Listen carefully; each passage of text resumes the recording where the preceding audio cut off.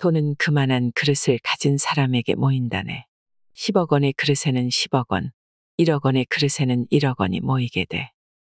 당신이 다룰 수 있는 돈의 크기는 얼마인가요? 우리가 지금 제비 뽑기를 한다고 가정해 봅시다. 250개의 제비 중 1개가 10억 원짜리 당첨 제비이고 나머지는 꽝입니다. 그런데 제비를 1개씩 뽑을 때마다 1,000만 원씩 내야 합니다. 여러분은 참여하시겠습니까? 확률로 따져보면 250분의 1이니까 당첨은 힘들겠다고 생각하셨나요? 부자의 그릇이라는 책에서 한 수수께끼의 노인이 말합니다. 성공을 하기 위해서는 배틀을 많이 휘둘러야 한다고 말이죠. 물론 250번을 연달아 뽑게 되면 당첨이 되더라도 적자를 보겠지만 누구나 제비뽑기에서 100번 이내에 당첨될 확률을 가지고 있다는 것을 아셨나요? 그렇다면 다시 묻겠습니다. 당신은 어떤 선택을 하실 건가요? 이 질문의 의미는 순전히 도박을 할지 말지를 뜻하는 게 아닙니다. 성공하는 사람은 배틀을 많이 휘둘러야 결국 공을 맞출 수 있다는 것을 본능적으로 안다는 것입니다. 노인은 말합니다. 그러니까 배틀을 휘두르는 걸 그만둬서는 안 된다고 말이죠. 오늘 소개해드릴 책 부자의 그릇은 빚이 3억 원인 실패한 사업가가 수수께끼에 둘러싸인 노인과의 대화를 통해 부자의 그릇에 대해 알려줍니다. 이 이야기 속에서 당신이 가진 돈의 그릇이 얼마나 되는지 알아보는 시간이 되시길 바랍니다. 나의 그릇을 키우는 5가지 가르침도 함께 들으시면 좋겠습니다. 부자의 질문. 지금 자네는 1,000원도 제대로 다루지 못하고 있네. 부자의 그릇 제1장. 정말 운이 나빴던 걸까? 2014년 11월 11일 오후 4시. 저물어가는 태양이 나의 얼굴을 붉게 물들였다. 벌써 날이 어두워지네. 여기에 얼마나 있었지? 사실 이 말에 답을 해줄 사람은 없다. 주변에 아무도 없기 때문은 아니다. 지금 내 주변에는 아이들과 학생들이 계속 오가고 있지만 내 목소리에 힘이 없어 아무도 듣지 못했을 것이다. 그 정도로 나의 몸과 마음은 쇠약해져 있었다. 내가 아무리 여기 앉아 있어도 다들 관심조차 주지 않는구나. 나는 요 며칠 백화점 앞에 있는 분수광장에 와 있는 일이 잦았다. 사실 광장이라고 부르기에는 과분하고 백화점 본관과 별관을 연결하는 통로 옆 휴게소라 하는 게 더 격에 맞을 것이다. 그래도 나는 이곳이 아주 마음에 든다. 별 규칙 없이 놓인 유리 탁자는 그날그날 햇볕의 강도에 따라 무수히 많은 표정들을 보여준다. 또 천장이 시원스레 뚫린 통로 덕에 한여름에는 소나기가 지나간 뒤 떠오른 무지개를 특등석에서 바라보는 기쁨을 누릴 수도 있었다. 그러나 무엇보다 가장 마음에 드는 것은 어지러이 놓인 의자들이다. 언뜻 보면 단순하지만 찬찬히 바라보면 디자이너의 센스에 감탄하게 된다. 그 사람의 이름까지 궁금하게 만들 정도니까. 다만 딱 한 가지, 통로의 위가 뚫려 있어 비바람을 그대로 맞다 보니 조금 지저분한 게 못내 아쉽다. 그러나 그로 인해 의자와 좀 더 거리를 둠으로써 객관적으로 그것들을 바라볼 수 있다는 장점도 있다. 지금으로부터 3년 전 나는 이 광장을 처음 알았다.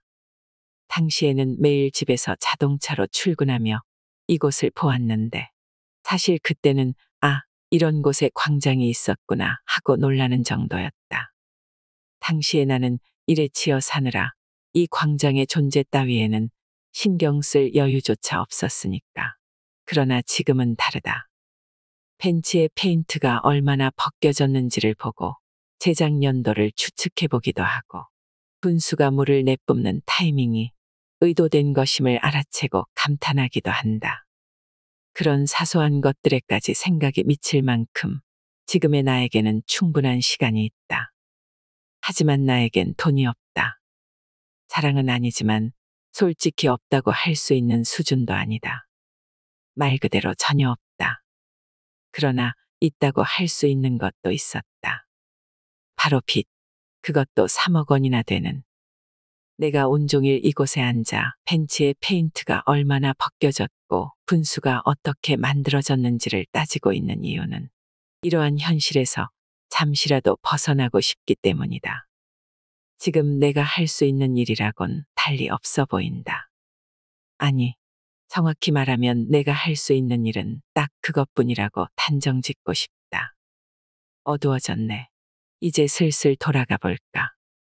나는 그렇게 중얼거리면서도 섣불리 일어서지 못했다. 집으로 돌아간다 한들 내가 할 수 있는 일이라곤 아무도 없는 싸구려 아파트에서 잠을 청하는 것뿐이니까. 그 아파트에서 지낼 수 있는 날도 일주일이 채 남지 않았지만 지금 이곳보다 따뜻한 공간으로 돌아가는 일마저 주저해야 한다니. 그러나 집에 가면 그때는 정말 혼자가 된다. 나는 얼른 이 벤치에 계속 앉아 있어야 할 이유를 찾기 시작했다. 벤치에 앉아 심각한 얼굴로 혼잣말을 중얼거리는 한 남자에게 사람들은 한결같이 미심쩍은 시선을 보내왔지만 막상 내가 그들을 쳐다보면 모두 고개를 휙 돌리고 빠른 걸음으로 멀어져 갔다. 유행이 뭔지 모두 내 가게에 왔었으면서 갑자기 속에서 분노가 끓어오르기 시작했다. 나는 벌떡 일어나서 앞을 똑바로 보며 힘껏 내뱉었다. 내가 뭘 잘못했는데? 난 최선을 다했잖아. 나는 잘못한 게 없어. 운이 나빴던 거야. 무조건 운이 나빴어. 한심하게도 나는 이 모든 것이 내 잘못이 아니라는 사실을 누군가가 인정해 주길 간절히 바라고 있었다. 어느새 눈가에 눈물이 맺혔다. 나는 벤치에 앉아서 마음을 진정시키는 일 외에는 아무것도 할 수 없었다. 어느덧 1시간이 지나 오후 5시가 되었다. 가을 해는 완전히 기울어 순식간에 어둠이 찾아왔다. 가로등이 드문드문 켜지고 내 주변에도 인공불빛이 흐릿하게 비추기 시작했다. 반면 나의 눈동자는 점점 초점을 잃어버리기 시작했다. 싸구려 점퍼만 걸친 채 추위를 견디며 덜덜 떨고 있는 내 모습을 본 사람이 있다면 마치 작은 동물을 바라보듯 동정의 눈빛을 보내왔으리라. 따뜻하게 마실 거라도 있었으면. 나는 주머니에 손을 찔러 잔돈을 찾았다. 왼쪽 주머니에서 1개, 오른쪽 주머니에서 2개가 잡혔다. 순간 온몸에 안도감이 퍼졌다. 하지만 그 동전을 전부 꺼냈을 때 나는 조금 전보다 더 크게 낙담해야 했다. 100원이 부족해. 손바닥 위의 동전을 아무리 세어도 액수는 똑같았다. 음료수 하나도 못 사는 처지구나. 한숨을 쉬며 마침내 자리를 뜨기로 결심한 순간 뒤에서 낯선 음성이 들려왔다. 자, 이거. 분명 어둠 너머에서 들려오는 목소리였다. 부드럽고 힘찬 울림이 있어 기분을 좋게 만드는 그런 음성이었다. 나는 그쪽을 응시했다. 그러자 이윽고 흐릿한 그림자가 선명한 윤곽으로 바뀌었다. 이거 괜찮으면 빌려드리리다. 그쪽에는 품이 있어 보이는 장신의 노인이 100원짜리 동전을 들고 서 있었다. 70살쯤 되어 보였으나 자세가 좋아서 그런지 나이에 비해 키가 꽤 커 보였다. 하얀 턱수염을 기른 그는 미소를 지으며 나한테 천천히 하지만 조금도 주저없이 가까이 다가왔다. 자, 노인은 100원짜리 동전을 내 손에 건네더니 꽉 쥐어주었다. 나는 의심을 품으면서도 노인의 호의를 받기로 했다. 그의 말투는 아주 부드러웠지만 가타부타 못하게 만드는 묘한 박력도 갖추고 있었다. 아무튼 이 100원만 있으면 따뜻한 음료수를 살 수 있다. 나는 인사도 하는 둥 마는 둥 하고는 서둘러 자동 판매기로 향했다. 그런데 손이 곱아서 동전을 하나씩 투입구에 집어넣는 것도 힘겨웠다.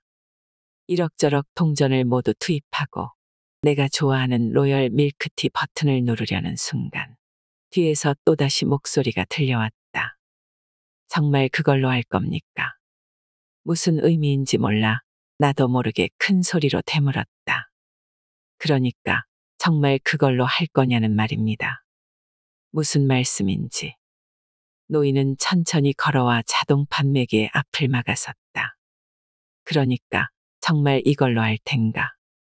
노인은 아까처럼 부드러우면서도 박력이 넘치는 목소리로 또박또박 같은 말을 되물었다.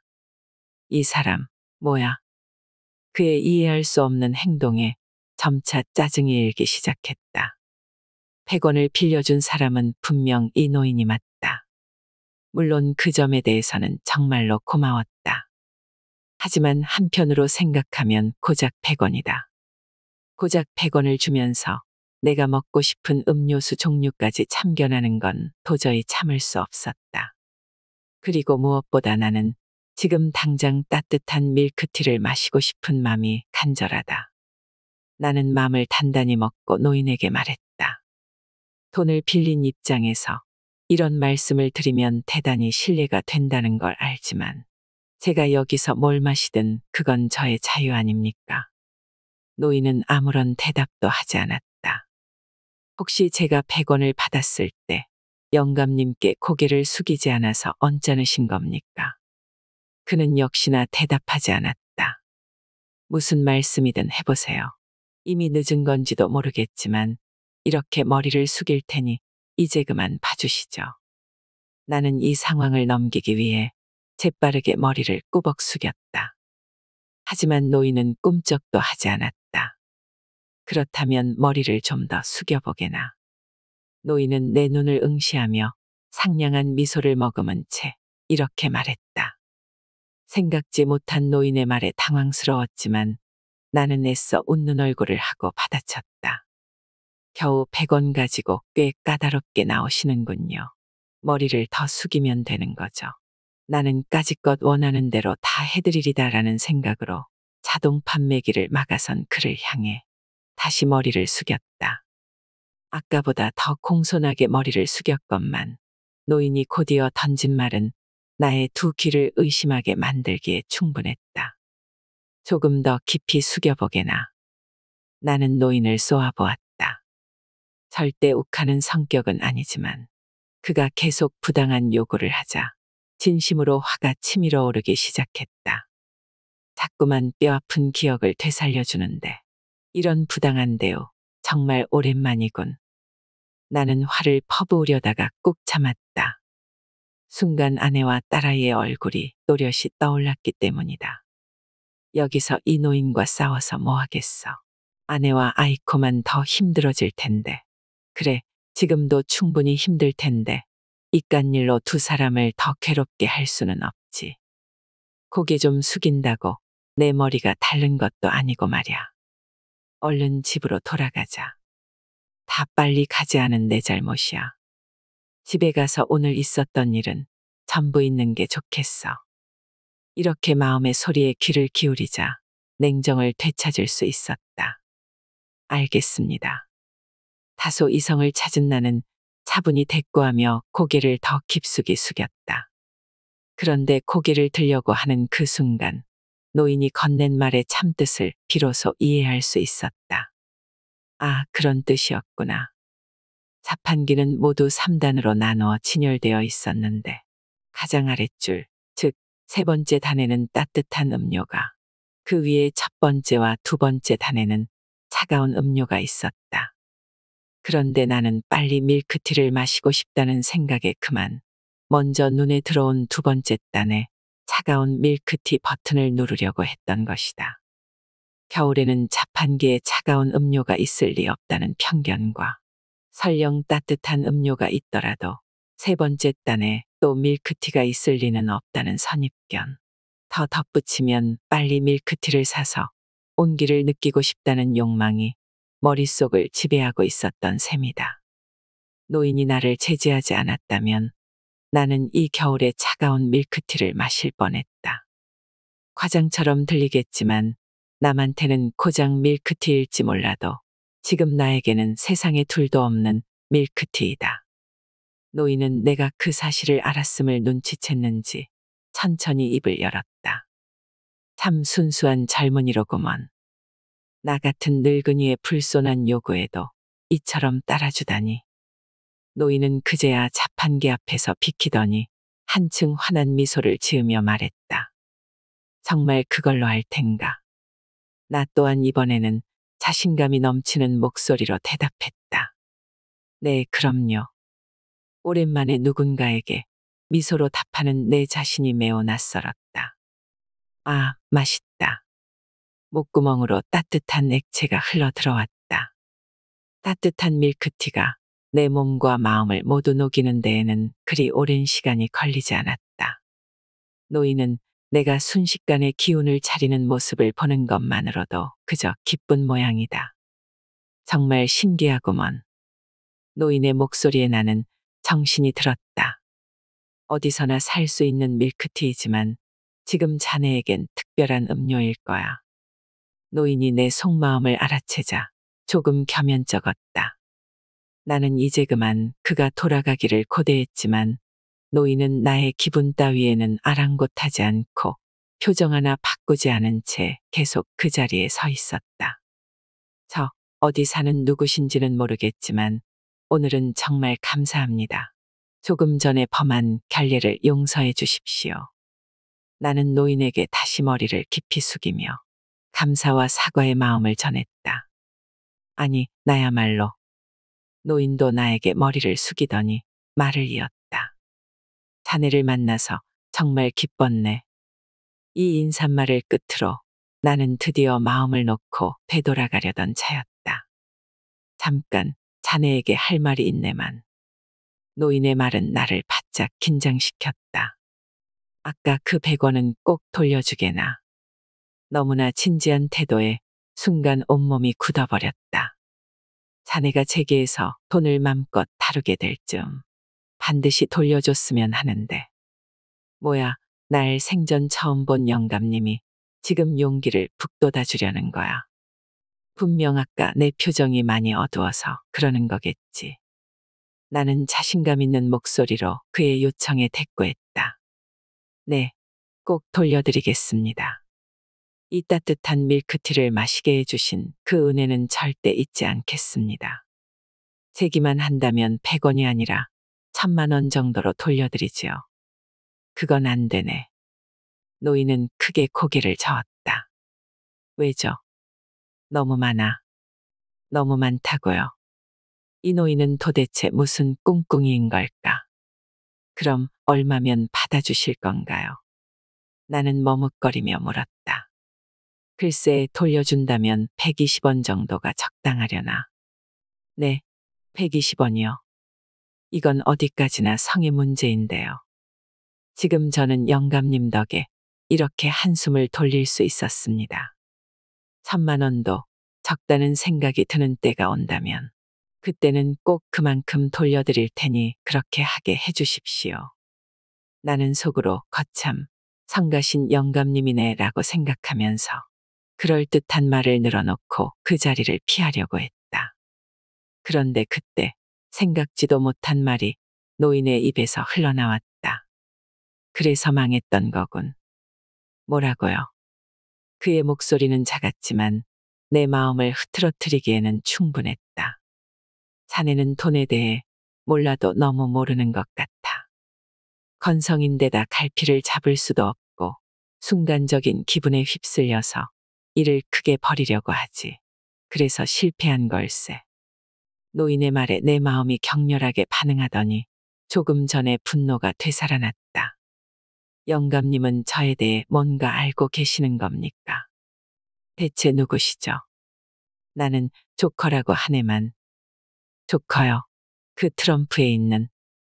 그래, 그 조커지. 노인은 잠옷 당연하다는 듯이 대답했다.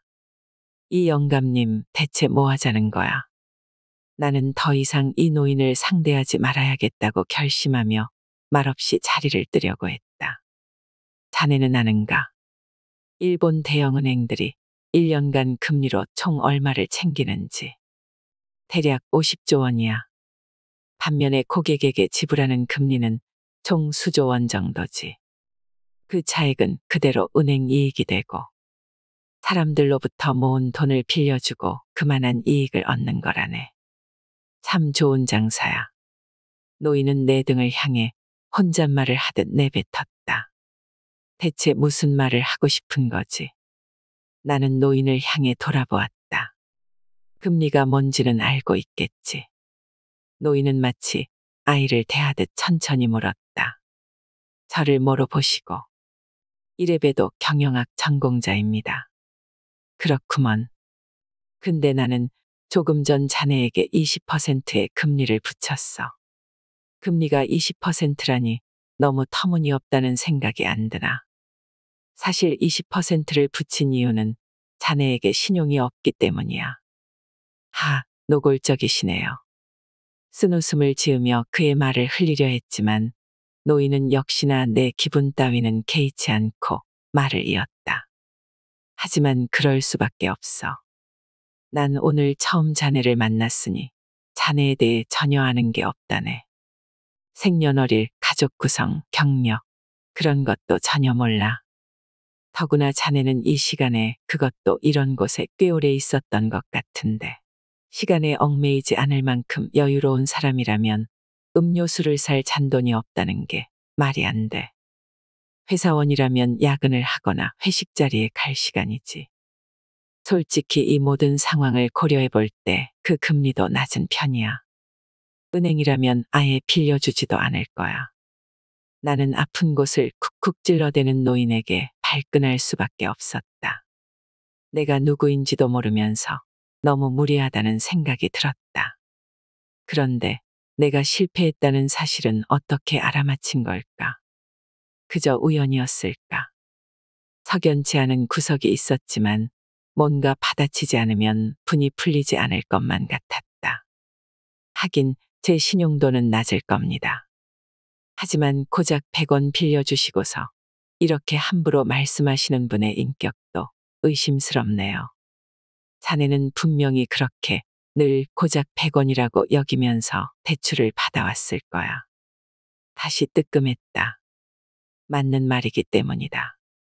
하지만 다 그만한 이유가 있었는데. 노인은 당황해하는 나를 무시하고 말을 이어갔다. 나를 오해해서는 곤란하네. 이래봬도 꽤 관대하게 집을 유예를 했자는가. 자네가 재계에서 돈을 맘껏 다루게 되면이라는 조건을 붙인 건 무기한이나 마찬가지야. 사실 지금 자네의 모습을 보면 그건 아주 먼 훗날의 일 같은데 말이지. 아니, 과연 그럴 날이 올지 안 올지도 잘 모르겠구먼. 나는 몹시 심기가 불편해져서 비아냥거리며 받아쳤다. 영감님이 당신을 조커라고 한 의미를 이제야 알 것 같네요. 이렇게 짧은 시간에 이토록 남의 기분을 상하게 만들다니. 그것도 참 대단한 능력이십니다. 고맙네. 오늘은 정말 즐겁구먼. 하긴 내가 여기에 있다는 사실을 아는 사람이 있을 리가 없다. 이 노인은 남아도는 시간을 때울 수 있는 적당한 상대를 찾아 이를 즐기고 있음에 틀림없다. 그러나 하고 많은 사람 중에 왜 하필 나를 상대로 그런 이야기를 한 걸까? 이유야 알 수는 없지만 어쨌든 노인은 상대를 골라도 한참 잘못 골랐다. 만약 내가 은행에 근무했었다는 사실을 알면 그는 분명 놀랄 것이다. 내가 그 말을 할 타이밍을 노리는데 그가 갑자기 다시 진지한 음성으로 말했다. 왜 내가 이런 이야기를 장황하게 늘어놓는지 의문을 갖는 모양이구먼. 자네는 이 짧은 시간에 돈을 쓰는 데에도 이미 잘못을 저질렀어. 아까 자네가 실수로 차가운 밀크티를 사려다가 멈춘 다음에도 자네한테는 세 가지 선택지가 있었지. 하나는 그대로 따뜻한 밀크티를 사는 선택지. 노인은 잠시 뜸을 들이더니 아이를 가르치듯 말했다. 또 따뜻한 밀크티를 사지 않는 선택지. 여기서 3분 정도 떨어진 슈퍼까지 걸어가서 100원이 필요 없는 밀크티를 사는 선택지. 이렇게 총 3가지가 있었지. 물론 슈퍼에 있는 밀크티가 따뜻하다는 보장은 없지만 가서 확인할 수는 있었어. 틀린 말은 아니다. 하지만 전 지금 여기서 따뜻한 밀크티를 마시고 싶었다고요. 그래, 자네는 방금 지금이라는 점에 얽매였어. 지금 당장 온기를 느끼고 싶다고 생각했고, 그리고 나한테 돈을 빌려서 밀크티를 산 덕분에 지금 이렇게 재미도 없는 낯선 노인의 이야기를 듣게 되었지. 이 노인은 무슨 말이 하고 싶은 걸까? 도대체 무슨 이유로 나한테 접근을 한 거지? 영감님은 대체 누구십니까? 노인은 품위 있게 미소를 짓더니 한 박자 쉰 다음 천천히 말을 이어갔다. 말했잖나, 조커라네. 노인은 천천히 팔을 들어 나를 가리켰다. 그러자 마치 마법처럼 7 빛깔의 불빛에 분수가 반짝이며 가을 밤하늘을 향해 솟아올랐다. 내 안에서는 이 영감님에 대해 더 알고 싶다라는 호기심과 이 영감님과 더는 엮이고 싶지 않다는 불편한 감정이 엇갈리기 시작했다. 혼란스럽긴 했지만 이렇게 노인과 함께한 기나긴 밤이 시작되었다. 내 기분을 아는지 모르는지 노인은 온화하게 미소를 띤 채 여유로운 모습으로 내 앞에 서 있었다. 지금 날 놀리는 걸까? 아니면 진심일까? 진심이라 해도 뭔가 목적이 있을 거야. 그런데 목적이라면 그게 뭐지? 노인은 내가 조금 전까지 앉아있던 벤치로 걸어가 우아하게 사뿐히 걸터 앉았다. 그리고 천천히 다시 입을 열었다. 돈이란 건 말이지 참 신기한 물건이야. 사람은 그걸 가진 순간에 선택해야 돼. 하지만 사람들은 대부분 그런 생각은 안 하고 충동적으로 써버리지.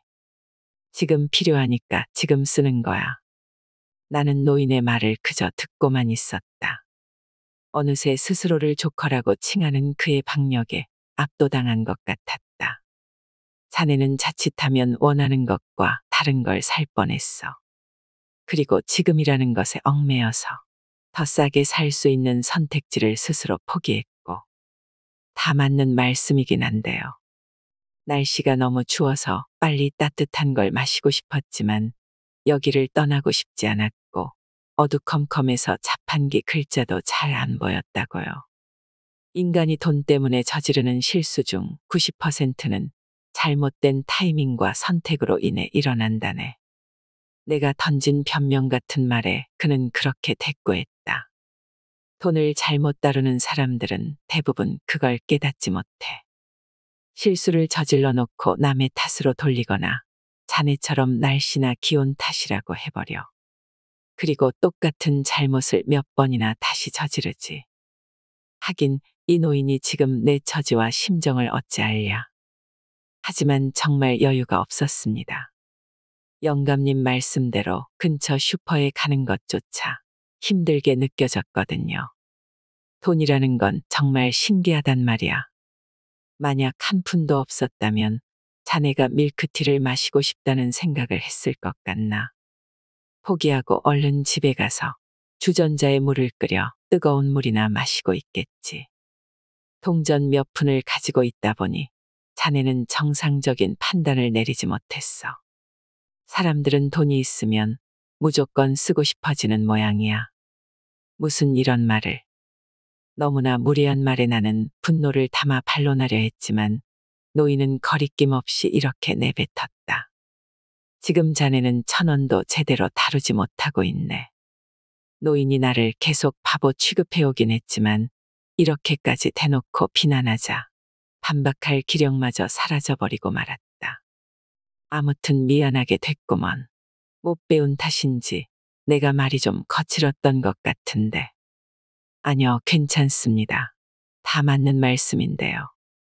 사람은 돈이 있으면 그걸 쓰고 싶어 한다고 했네만. 대형 가전제품이나 텔레비전, 새로 지은 주택이나 새 자동차, 그런 걸 파는 사람들도 살까 말까 망설이는 고객들에게 똑같은 말을 하지. 지금이 바로 구입할 때입니다라고. 이 말은 마법과도 같아. 망설이던 고객도 그 말을 들으면 지갑을 열거든. 네, 그야 전문 영업자는 지식도 많고 노하우도 많아서 그들이 하는 말에는 묘한 설득력이 있거든요. 어떤 의미에서 보면 지금이 바로 구입해야 할 때라는 말은 너무나 당연해. 왜냐하면 구매자는 그 상품이 갖고 싶어서 매장으로 나온 걸 테니까.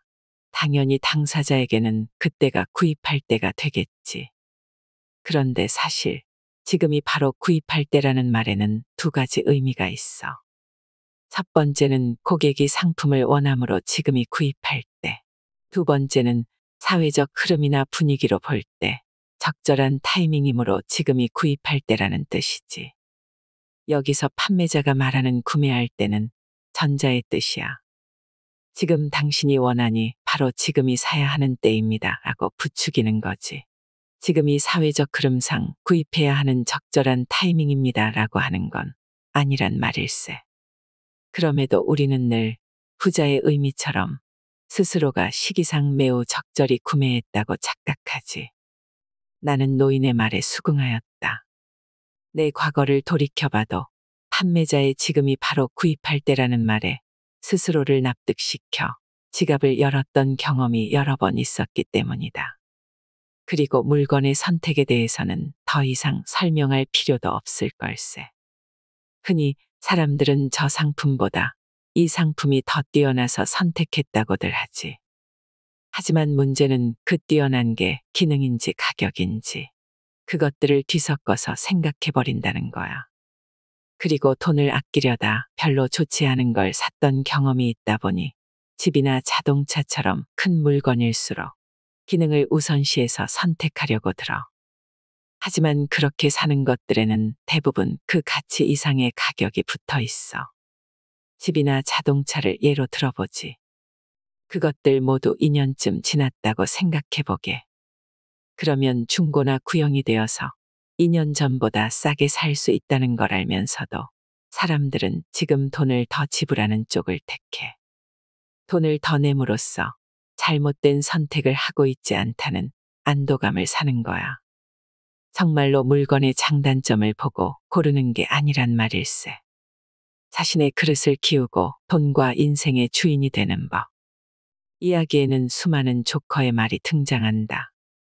그중 특별히 인상에 남는 말은 각자 다르겠지만 여기서는 내 개인적으로 크게 와닿았던 말들을 정리해보고자 한다. 돈은 그 사람을 비추는 거울이야. 나는 이것이야말로 돈의 본질을 가장 잘 드러내는 말이라 생각한다. 돈을 어떻게 쓰는지를 보면 그 사람의 습관, 라이프 스타일, 취미와 취향 등을 모두 알 수 있다. 시험 삼아 한 달 동안 자신이 사용한 돈의 영수증을 모아서 누군가에게 보여줘 보자. 아마 그들은 당신의 식생활, 행동 범위, 취미, 성격까지 대부분 유추해낼 것이다. 즉 돈이란 사고와 행동의 결과가 그대로 드러난 산물이며 우리의 사고방식에도 크게 영향을 미치고 있는 것이다. 따라서 저금을 많이 하는 사람은 자기 관리 능력이 높다고 해석할 수 있다. 또 음반에 쓰는 돈의 비중이 높은 사람은 음악을 특히 좋아한다고 볼 수 있다. 그리고 수입이 높은 사람은 오랫동안 실력을 갈고 닦기 위해 열심히 노력해왔음을 증명한다. 반면 세상에 도움이 되고 싶다고 말하면서 자신을 위해서만 돈을 사용하고 있다면 그 말은 설득력을 잃을 것이다. 조커가 일관되게 전달하려고 한 메시지가 무엇이었는지 여러분은 알아차렸는가? 그는 돈 자체의 소중함보다 돈과 어울리는 방식이야말로 자기 자신을 표현하는 길임을 여러 각도에서 우리의 주인공에게 전하려 했던 것이다. 사람에게는 각자 자신이 다룰 수 있는 돈의 크기가 있거든. 이 말은 자기 자신의 그릇이 커져야 그에 맞는 큰 돈이 들어온다는 뜻이다. 즉 그릇이 크지 않다면 어쩌다 우연히 큰 돈이 들어왔다 해도 언젠가 모두 나가버린다. 자네에게 돈을 가져오는 건 반드시 자신이 아닌 다른 사람이야. 이는 자신이 아니라 주변 사람들이 자신의 그릇을 판별해서 거기에 맞는 기회를 가져온다는 것을 뜻한다. 즉 그릇이 준비가 안 된 상태에서는 그 그릇보다 큰 기회가 굴러오지 않는다. 역으로 해석하면 자신이 해결하지 못하는 문제는 자신에게 오지 않는다고도 볼 수 있다. 실패란 결단을 내린 사람만이 얻을 수 있는 거니까. 이는 일반적으로 실패란 단순히 돈이 줄었음을 가리키지만 거기에서 얻을 수 있는 경험의 가치는 아주 크다는 메시지를 담고 있다. 실패를 하고 싶지 않다고 생각하는 사람들의 대부분은 내가 가진 돈을 줄어들게 하고 싶지 않다는 생각에 사로잡혀 있다.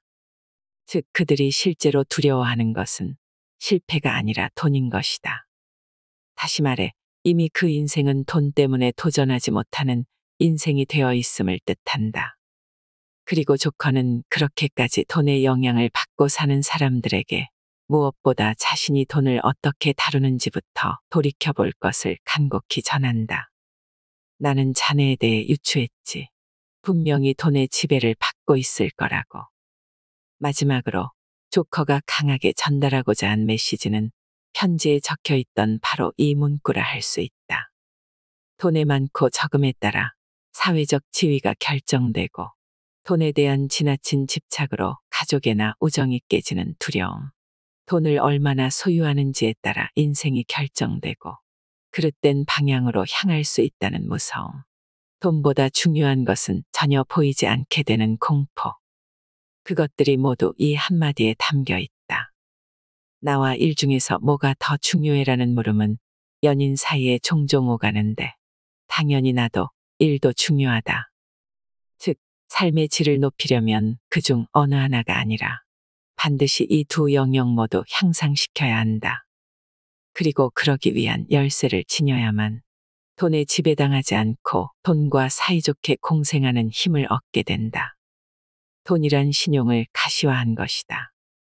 조커가 자네에게 돈을 가져오는 건 반드시 자신이 아닌 다른 사람이야 라고 말했듯이 돈은 신용이 있는 사람에게만 전달된다. 그리고 신용이 높으면 그만큼 많은 돈이 기회라는 얼굴로 접근한다. 신용은 지난 행동들의 결과이고 지난 행동은 하루하루 사고해온 결과이다. 요컨대 하루하루의 사고가 행동을 만들고 그 행동이 신용을 만들며 그 신용이 결과적으로 돈이라는 형태로 나타나는 것이다. 학교에 가서 공부를 하고 친구들과 약속을 하고 직장에서 착실하게 일을 하는 것도 모두 신용을 얻기 위해 하는 행동이다. 그리고 신용을 얻으면 돈이라는 형태로 남게 되고 그 돈은 선택지를 늘려주는 도구가 된다. 그리고 그 도구가 증가하면 한층 더 알찬 라이프 스타일이 실현된다. 누구나 평생 함께 어울리게 되는 돈. 의무교육에서는 배우지 못하는 돈의 교양을 올바르게 깨우치고 양성하는 것이 여유로운 인생을 만들 뿐 아니라 더 나은 인격을 형성시켜준다. 나의 그릇을 키우는 5가지 가르침. 돈은 그 사람을 비추는 거울이다. 돈을 어떻게 쓰는지 보면 라이프 스타일을 모두 알 수 있다. 사람마다 다룰 수 있는 돈의 크기가 다르다. 그릇이 크지 않으면 어쩌다 돈이 들어와도 모두 나가버린다. 빚은 돈을 배우는 아주 좋은 재료다. 빚은 나쁜 게 아니다. 부채와 금리를 잘 다루면 부를 얻는다. 실패란 결단을 내린 사람만 얻는 것이다. 실패를 두려워만 하는 이는 기회가 와도 도전하지 못한다. 돈의 지배를 벗어나라. 돈에 지배당하지 말라. 돈의 성격을 알고 공생하는 법을 깨쳐라. 이상으로 인생의 품격이었습니다. 하루하루 당신의 품격이 더 빛나길 바랍니다.